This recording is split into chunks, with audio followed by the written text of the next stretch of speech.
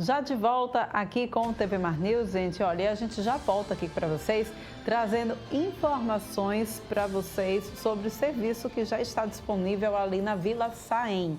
Pois é, olha, para você aí que de repente tem o seu cãozinho, o gato, e precisa fazer a castração dele, a partir de hoje até sexta-feira, o Castramóvel vai estar lá disponibilizando esses serviços, fazendo triagem de animais.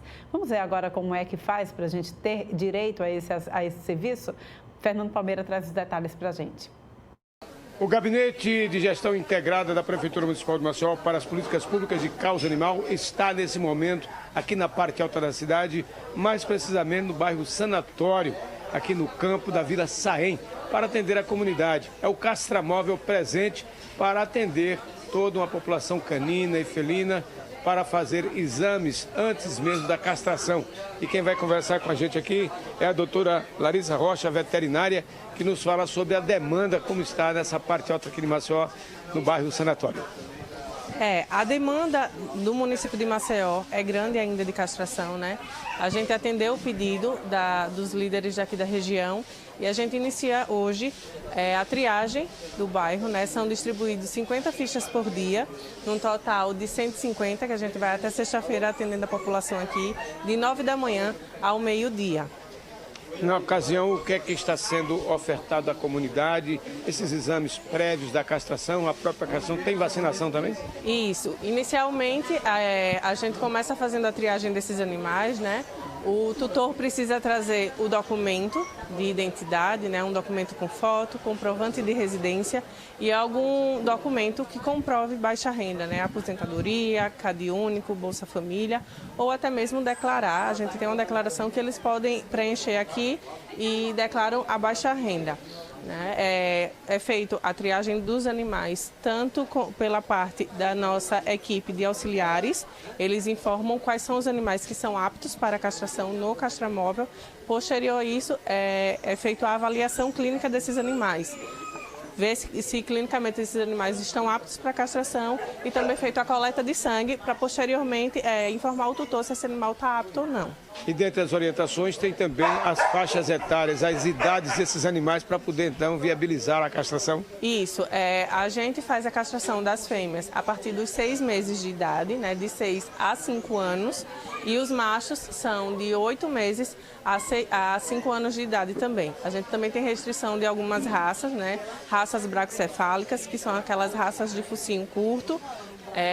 Também temos o poodle, também a gente não faz por conta de um histórico também da raça de problemas cardíacos. Com relação às exigências de documentação desses animais, tem pessoas que não têm a documentação. Como é que faz no momento como esse que é necessário o exame, a castração e essa atenção especial? Isso. A gente atende muitos animais que o tutor não sabe informar a idade com uma certa precisão, né? Porque adotou, pegou na rua, mas através da avaliação clínica a gente consegue identificar sim se esse animal está apto, avaliando a ausculta pulmonar, a ausculta cardíaca para ver se esse animal está apto ou não ao procedimento cirúrgico. Tem cuidadores de animais em situação de rua. Como é que fica numa situação como essa? Ele pode trazer e vai receber a mesma atenção esse animal da sua equipe? Sim, a gente recebe sim animais semidomiciliados, né, ou que vivem na rua, mas tem alguém responsável pela questão da alimentação. Essa pessoa ela precisa estar responsável por esse animal. Responsável tanto num pré-operatório para manter o jejum desse animal antes da cirurgia como no pós-operatório. Então, quando você traz o animal, independente se o animal é da rua ou não, é sua responsabilidade cuidar de todos os procedimentos. A gente oferta o procedimento cirúrgico. Coisa boa, né, gente? Olha, no Brasil, existem mais de 25 milhões de prestadores de serviços autônomos, segundo dados do IBGE de 2022. Nesse cenário, o recibo de pagamento ao autônomo, o RPA, nada mais do que um documento que serve para formalizar a contratação dos serviços desses profissionais. O contador Santino Soares explica tudo isso para a gente e agora, bom dia para você, Santino, seja bem-vindo aqui ao nosso estúdio. Então, muita gente tem algumas dúvidas, né, sobre o pagamento pagamento, como é que fica? Como é que fica o pagamento de um autônomo? Há vínculo empregatício ou não se eu pago o autônomo? A gente tem inclusive diversos exemplos, né, que servem para a gente dar aqui para o pessoal. Eu queria que você primeiro explicasse para a gente o que é esse RPA. Bom dia a todos. É sempre um prazer estar na TV Mar. É o recibo de pagamento de autônomo. Quando eu sou uma pessoa jurídica e eu contrato algum serviço de autônomo, pode ser uma entrega de um produto por um motoboy, um serviço de jardinagem, eu estou obrigado a preencher esse recibo de pagamento de autônomo e recolher os tributos incidentes sobre essa prestação. Então, vamos supor que eu contratei um serviço de motoboy para entregar uma encomenda do meu escritório de contabilidade, por exemplo. Quando eu vou realizar o pagamento desse serviço, obrigatoriamente, eu tenho que preencher esse recibo e entregar para esse fornecedor, para esse autônomo, para que eu possa comprovar que esse serviço foi tomado por um autônomo. É extremamente importante a gente fazer a diferença. O autônomo é aquela pessoa física, a pessoa natural que está prestando o serviço. E ela não se confunde com aquele prestador que é MEI, que é um simples nacional. Então, o autônomo, ele serve para a pessoa física e não para aquelas pessoas que têm MEI. Pois é, e como é que fica o pagamento, então? Como é que fica a contratação para essas pessoas? Olha, um ponto extremamente importante é, o autônomo, ele não tem vínculo empregatício com a pessoa que está contratando. Por quê? Porque eu tenho uma série de critérios para determinar esse vínculo empregatício, por exemplo, pessoalidade, habitualidade e o pagamento. Caso você utilize o serviço do autônomo e você tenha todos esses critérios, aí, assim, o vínculo empregatício. A pessoalidade, se sempre aquela pessoa, sempre a mesma pessoa que está prestando o serviço, se ela é remunerada, se há também a subordinação, você aí tem um vínculo empregatício. Mas se isso é uma coisa que acontece muito poucas vezes na sua empresa, não há esse vínculo empregatício. E aí você está obrigado a preencher e fazer o pagamento com esse recibo de pagamento do autônomo, o RPA. Quem deve, então, emitir esse recibo é o contratante. Quem deve emitir o recibo é o contratante e deve ficar atento a tributação que incide sobre a prestação de serviço. Por quê?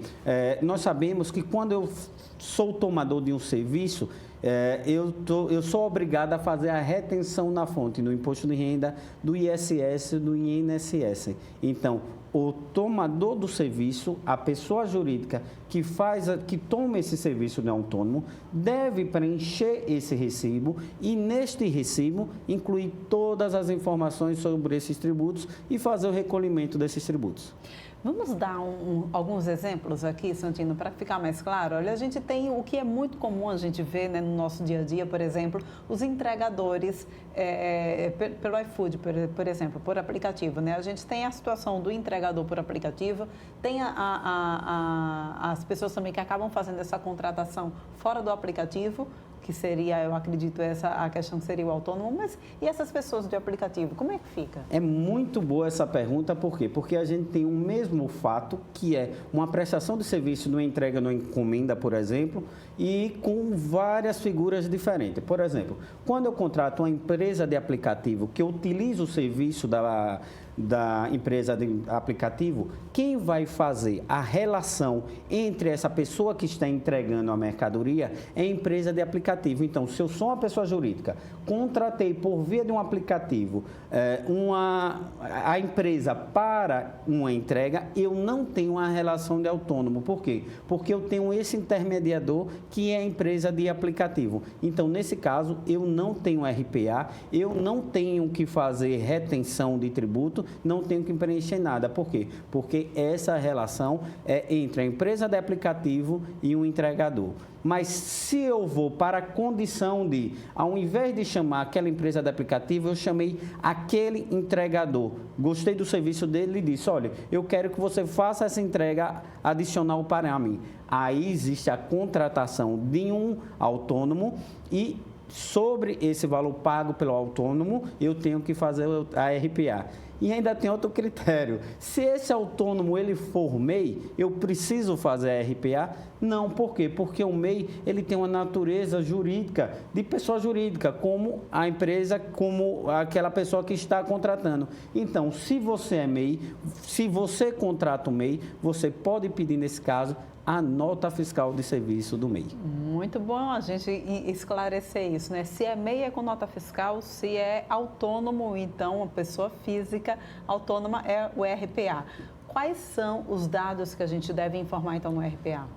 Basicamente, os dados do prestador de serviço, os dados do tomador de serviço e os tributos incidentes. É importante que as pessoas, principalmente os prestadores de serviço, estejam atentos a uma coisa, a um ponto que é crucial.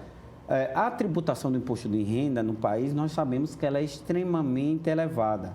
E quando eu presto um serviço como autônomo, eu estou sujeito à tabela progressiva do imposto de renda. Então, a partir de R$ 2.800 e um pouquinho a mais, eu já estou sujeito à tributação de 15% sobre esse serviço. Então, é extremamente importante que essa pessoa autônoma que presta serviço, se a atividade dela se enquadra no MEI, e se não é mais interessante ela prestar esse serviço pelo MEI, porque nós sabemos que pelo MEI eu tenho um valor fixo e dentro desse valor eu posso estar incluído, inclusive o meu INSS, e aí eu fujo dessa tributação elevada da pessoa física. Então, se você é um profissional autônomo que presta com habitualidade em várias empresas serviços, eu chamo a atenção de vocês para a possibilidade de vocês se regularizarem e virarem microempreendedor individual, porque a carga tributária é extremamente inferior para o microempreendedor individual. Agora, eu vejo aqui, né, que o autônomo ele é visto como um contribuinte. Ele também tem, como você já mencionou aí, ele tem as suas obrigações. Mas o contratante do serviço, ele quem recolhe esses impostos também. Perfeito. Na verdade, eu sou obrigado, quando eu tomo esse serviço, eu sou um sujeito passivo por substituição. O que significa isso? Eu tenho que fazer a retenção desses tributos e recolher esses tributos por via DAF, no caso do Imposto de Renda, GPS no INSS e o ISS também de cada município. Então, quando eu tomo um serviço, eu vou preencher a RPA com os dados daquele tomador de serviço e vou verificar quais foram os impostos incidentes naquela operação. Vamos supor que foi um imposto de um serviço de R$3.000. Eu vou lá, apuro o imposto de renda sobre aquele valor e faço a retenção do imposto devido naquela operação e faço o recolhimento desse imposto. Tanto o INSS quanto o ISS também. Por isso que isso pode ser extremamente importante para essas pessoas que prestam esse serviço, ter a MEI, porque com a simples emissão da nota fiscal, ele sai do recolhimento desses tributos, que são extremamente elevados e vão recolher pela MEI a uma parcela muito inferior aos valores que são praticados na pessoa física. Santino, é importante a gente contratar, então, um profissional da contabilidade para ajudar a gente a entender tanto o nomezinho, a entender tanto imposto na hora desse pagamento? É importante, sim, principalmente para a pessoa jurídica. Por quê? Porque existe uma responsabilidade a essa pessoa jurídica. Se você deixa de cumprir essa obrigação, você está sujeito à punição. Então, o profissional de contabilidade é um profissional que vai poder lhe ajudar na apuração desses tributos, no preenchimento desse recibo, para que você recolha de forma correta e que não precise pagar duas vezes por falta de conhecimento. Muito bem, então eu te agradeço pela tua participação aqui no nosso programa e a gente volta a se encontrar logo. Sempre um prazer. A gente vai agora para um rápido intervalo, mas volta daqui a pouquinho trazendo ainda mais informações para vocês. Já, já.